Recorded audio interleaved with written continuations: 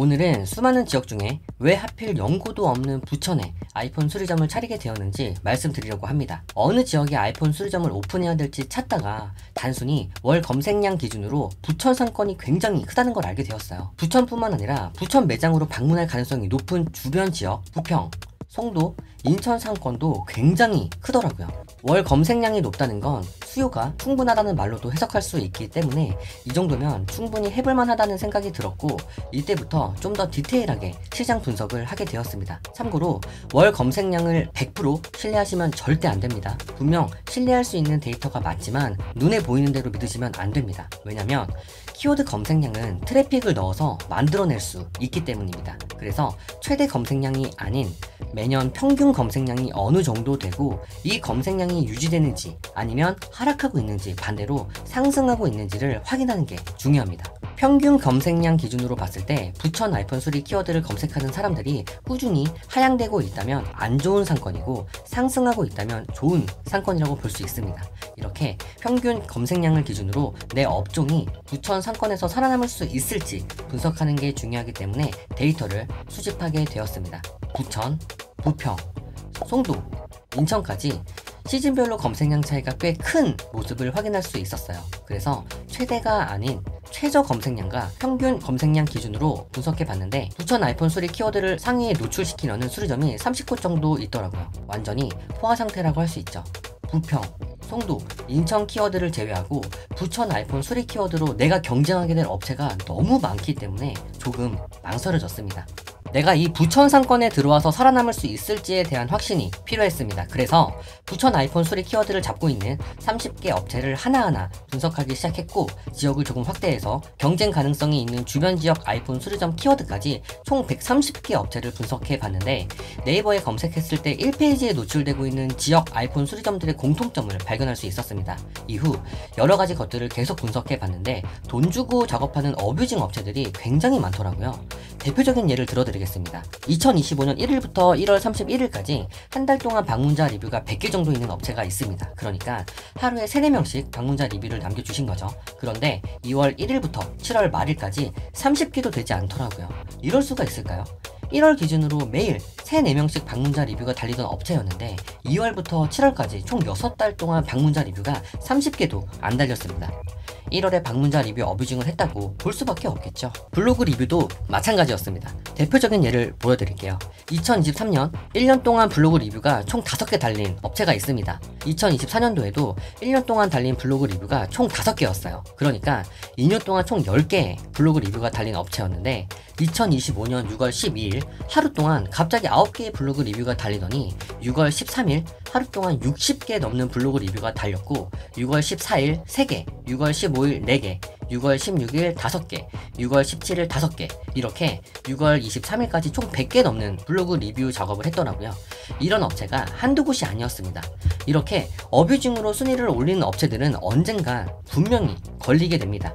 걸리면 순위가 하락하고 노출되지 않습니다. 만약 내가 어뷰징을 하지 않고 정상적인 방법으로 한 단계 한 단계 올라갈 수 있다면 분명히 네이버 1페이지에 저희 수리바블이 노출될 수 있을 거라는 확신이 생겼습니다. 어뷰징을 하고 있는 업체들이 있다는 데이터를 확인하고 부천에 아이폰 수리점을 차려야겠다고 마음을 먹었습니다. 이제 지역이 결정되었으니 상권을 분석해야 됩니다. 메인 키워드 검색량이 충분하다는 사실을 미리 확인했기 때문에 수요 분석을 가장 먼저 했습니다. 상권의 전체 인구수, 유동인구, 이 중에서 애플 기기를 사용하고 있는 연령대까지 조사했는데 이건 정확하지 않아도 됩니다.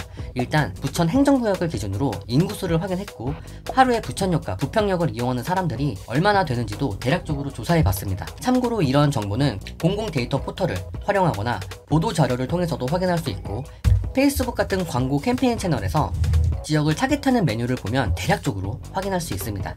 네이버 카페에 가입되어 있는 휴대폰 성지, 여러 커뮤니티 지역 모바일 게시판을 통해서 아이폰을 구입하고 수리하려는 수요가 얼마나 되는지 확인했고, 상위에 노출되어 있는 아이폰 수리점으로 직접 방문도 했습니다. 왜 방문했는지에 대해서는 잠시 뒤에 설명드리겠습니다. 그럼 이제 경쟁 분석이 필요합니다. 경쟁 분석을 하기 위해서는 일단 우리 매장 위치를 결정해야 합니다. 매장 위치가 어딘지에 따라서도 매출이 달라질 수 있기 때문에 몇 가지 필수 조건을 충족하는 곳을 찾아야 했습니다. 총 13가지 조건이 성립해야 되는데 우선 6가지를 먼저 체크해 보기로 했습니다. 공식 서비스 센터, 역세권, 지하철 퀵, 주차 공간과 무료 주차, 화장실, 대학가입니다. 공식 서비스 센터, 사설 수리점 근처에 공식 서비스 센터가 있으면 무조건 좋습니다. 왜냐면 저희는 메인보드 수리까지 직접 하는 수리점이고 아이폰뿐만 아니라 애플워치, 맥북, 아이패드 수리도 하는 곳인데 공식 서비스 센터에서 수리 불가 판정을 받으면 기기를 새로 구입하는 게 아니라 사설 수리점을 찾기 때문입니다. 예를 들어서 아이폰이 침수돼서 메인보드 수리가 필요한 경우 공식 서비스 센터로 가면 수리가 안 됩니다. 공식 서비스 센터에서도 사설 수리점으로 가보라고 안내해주고 있는데 공식에서 수리 불가 판정을 받은 사람들은 멀리 이동하지 않습니다. 근처에 있는 사설 수리점을 찾게 되죠. 그래서 근처에 공식 서비스 센터가 있으면 무조건 좋습니다.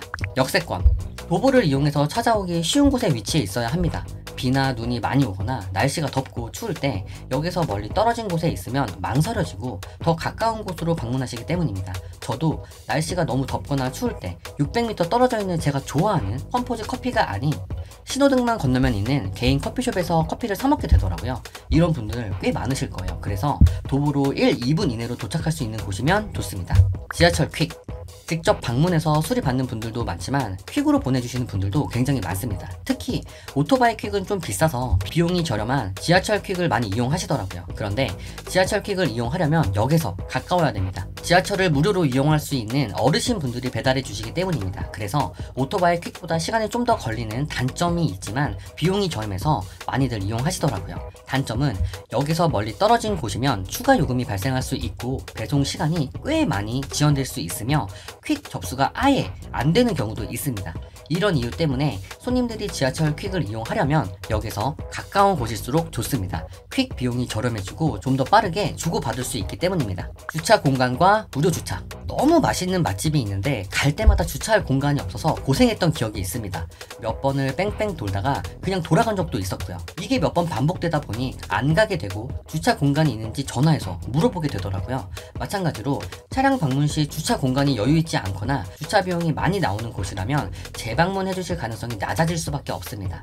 아이폰 수리점은 합리적인 가격, 수준 높은 수리 기술, 이용하기 편리한 편의시설을 제공해 드려야 재방문율이 높아지기 때문에 넓은 주차 공간과 무료 주차가 가능한 곳에 차리는 게 무조건 좋습니다. 특히 2-3시간 이상 수리가 필요한 경우도 있기 때문에 최대 3시간 이상 무료 주차가 가능한 곳이면 더욱 좋습니다. 화장실, 저희 손님들을 보면 20대에서 30대 여성분들이 주 고객층입니다. 만약 남자 화장실과 여자 화장실이 분리되어 있지 않고 공용으로 되어 있다면 여자분들 뿐만 아니라 남자분들도 화장실을 이용하는데 불편할 수 있기 때문에 남녀 화장실이 각각 분리되어 있어야 합니다. 스타필드나 롯데몰 화장실처럼 냄새나지 않고 여름에 시원하고 겨울에 따뜻한 곳이면 더욱 좋겠죠.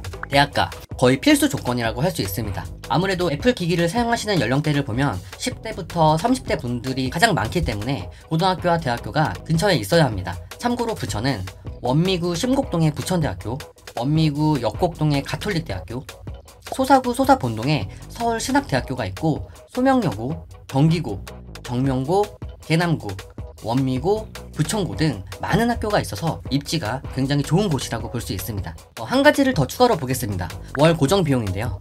월 고정 지출을 줄이는 게 사실 가장 중요한 요소 중 하나입니다.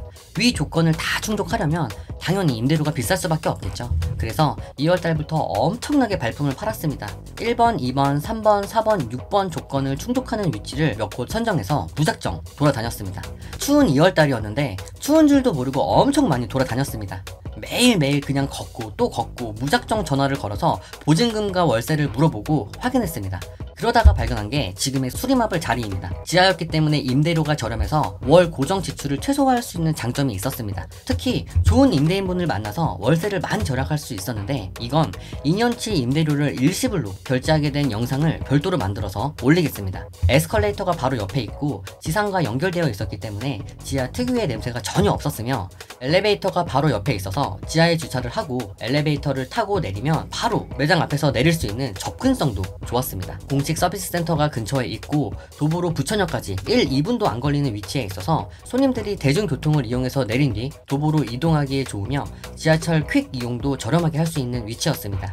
지하 2층부터 지하 5층까지 최대 300대 동시 주차 가능한 넓은 지하 주차장이 있고 주말에도 항상 주차 공간이 여유 있기 때문에 초보 운전자분들도 주차하기에 좋다고 말씀해 주시더라고요. 특히 3시간 무료 주차가 가능했습니다. 근처에 고등학교와 대학교가 10곳 넘게 있고 회사들도 많이 있더라고요. 그래서 현재 위치에 매장을 오픈하게 되었습니다. 매장 위치가 결정되었기 때문에 이제 경쟁 분석을 할 수 있게 되었습니다. 반경 1km에서 5km 이내에 있는 아이폰 수리점이 몇 곳이나 있는지 확인해서 리스트를 만들었고, 오픈 시기, 제공 서비스, 가격 정책 등을 확인했습니다. 특히 방문자 리뷰, 영수증 리뷰를 통해서 강점과 약점을 확인했는데, 분석 오류를 줄이기 위해서 실제 방문자의 리뷰가 맞는지 구분하는 게 중요했습니다. 네이버뿐만 아니라 구글, 카카오 등 긍정과 부정 리뷰까지 분석했고, 부정 리뷰를 통해서 리즈를 파악하고 보완할 점과 개선 사항을 체크했습니다. 제일 처음 상권 분석에서 말씀드린 내용이긴 한데, 경쟁 업체들이 어떤 부품을 사용하고 있고 또 거래처가 어디인지 확인하기 위해서 한 곳 한 곳 찾아다니며 액정과 배터리를 교체했습니다. 부품에 찍혀있는 도장을 확인하고 보증 기간, AS 정책, 당일 수리 가능 여부, 비대면 수리가 가능한지도 확인했습니다. 한마디로 방문 조사를 통해서 경쟁사 심층 분석까지 했습니다. 수요 분석과 경쟁 분석 과정에서 자연스럽게 입지 분석, 서비스 및 제품 분석을 할 수 있었지만 좀 더 디테일한 입지 분석, 마케팅 분석과 시장 트렌드 분석이 필요했습니다. 또 안정적으로 매장을 운영하기 위해 재무 및 손익 분석도 해야 되는데, 이 내용까지 이번 영상에서 다루면 영상이 너무 길어지기 때문에 혹시 궁금하신 분들이 계시면 댓글 남겨주세요. 추가로 영상을 만들어서 공유하겠습니다. 아이폰 수리점 창업하는 거 정말 보통 일 아니죠. 그냥 아무데나 대충 차려놓은 게 아니라 제 나름대로 정말 열심히 알아보고 차리게 되었습니다. 물론 제 기준이기 때문에 분석이 틀렸을 수도 있겠죠. 하지만 분석이 틀렸을 거라고 가정하면 아무것도 할 수 없기 때문에 이 생각은 배제했던 것 같습니다. 분석의 정확도를 떠나서 지금 수리마블의 상황을 말씀드려 보려고 합니다. 현재 부천에서 아이폰 수리점을 운영한 지는 3달째입니다. 방문해 주시는 분들 뿐만 아니라 택배로 보내주시는 분들도 많이 있으시더라고요. 7월 1일부터 7월 31일까지 택배로 접수된 건수를 확인해 봤더니 103개였습니다. 참고로 택배로 보내주시는 분들보다 방문해 주시는 분들이 더 많습니다. 이렇게 많은 분들이 응원해 주시고 관심 가져주시는 만큼 저희가 할 수 있는 건 딱 하나인 것 같습니다. 해야 될 것들을 모두 하고 하지 말아야 될 것들을 하지 않는 것이죠. 아주 단순합니다. 이렇게 많은 분들이 찾아주시는 이유는 저희 수리마블의 기술력이 국내 최고라서가 아닙니다. 저희보다 훨씬 더 높은 수준의 수리 기술을 보유한 업체도 있습니다. 그럼에도 많은 분들이 좋게 봐주시는 이유는 과잉 진단을 하거나 과잉 수리 비용을 청구할 일이 없을 거라는 그런 확신이 있기 때문이 아닐까 싶습니다. 정확하게 보신 거죠. 앞으로도 저희 수리마블은 저희가 단돈 10,000원이라도 더 벌기 위한 그런 상담이 아니라 손님 입장에서 가장 합리적인 수리를 받을 수 있는 방법이 무엇인지 찾아서 추천해 드리겠습니다. 저희가 먼저 잘 고쳐드리고 좋은 서비스 제공해 드리겠습니다. 이 과정에서 실수를 하거나 부족한 모습을 보여드릴 수도 있고 실망시켜 드리는 일도 분명 있을 거예요. 하지만 끝까지 책임지는 모습 보여드리겠습니다. 언제든지 믿고 맡길 수 있는 친한 친구가 운영하는 그런 곳으로 기억되고 싶은 마음입니다. 오늘은 부천에서 아이폰 수리점을 차리게 된 이유와 왜 부천에 오픈하게 되었는지에 대해서 말씀드려 봤습니다. 재미없는 영상일 수 있지만 혹시 저처럼 창업을 앞두고 있는 분들에게 조금이나마 도움이 되길 바라는 마음으로 정리해 봤고, 혹시 영상 반응이 괜찮다면 이 다음 수리점은 어디에 차릴지 또 최종 목표가 무엇인지에 대해서도 말씀드려 보겠습니다. 오늘도 40살 아저씨의 부천에서의 창업기 시청해주셔서 고마워요.